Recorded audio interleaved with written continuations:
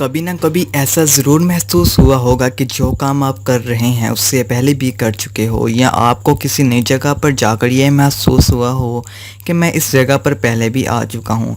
एक अंदाजे के मुताबिक दुनिया में 90% लोग इस चीज़ का शिकार होते हैं और इसका नाम डीजा वू है। और ये फ़्रेंच ज़ुबान का लफ्ज़ है जिसका मतलब है कि पहले से देखा हुआ।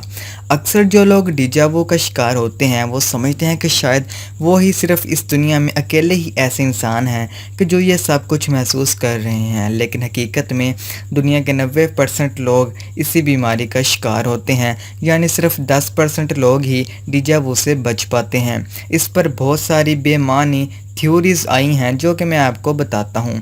ये थ्योरीज़ 100% ठीक नहीं हैं। कहा जाता है कि ऐसा हमें इसलिए महसूस होता है क्योंकि ये काम हम अपने पहले जन्म में भी कर चुके होते हैं, जो कि सिर्फ़ और सिर्फ ख़याली पुलाव है। और दूसरा ये कि जब हम सो रहे होते हैं तो हमारी रूह हमारे जिस्म से बाहर निकल कर कुछ काम करती है और वो काम हमारे सबकॉन्शियस माइंड में स्टोर हो जाते हैं, और हम फिर जब हकीकत में वो काम करने लगते हैं तो हमें लगता है कि हम पहले ही ये कर चुके हैं। और इस पर तीसरा नज़रिया ये है कि हमारे दिमाग पर कुछ ना कुछ सोच विचार रहता है और इसके अंदर कोई ना कोई बात गर्दिश करती रहती है, और हम बहुत सारी तस्वीरों को ख्यालों में बनाते हैं और इनमें से कुछ तस्वीरें रियलिटी में मैच हो जाती हैं और हमें लगता है कि ये काम हम पहले भी कर चुके हैं। कि जब कि हम पैदा होते हैं तो हम अपने माँ बाप पर जाते हैं कि हमारी कुछ आदतें, हमारे जिस्म के कुछ हिस्से, हमारा फेस भी किसी न किसी हद तक अपने माँ बाप से मिल जाता है। तो इसी दौरान हमारे अंदर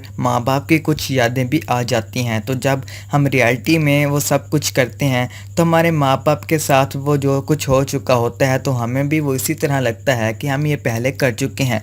और इस बात को मैं पर्सनली तो बिल्कुल भी नहीं मानता।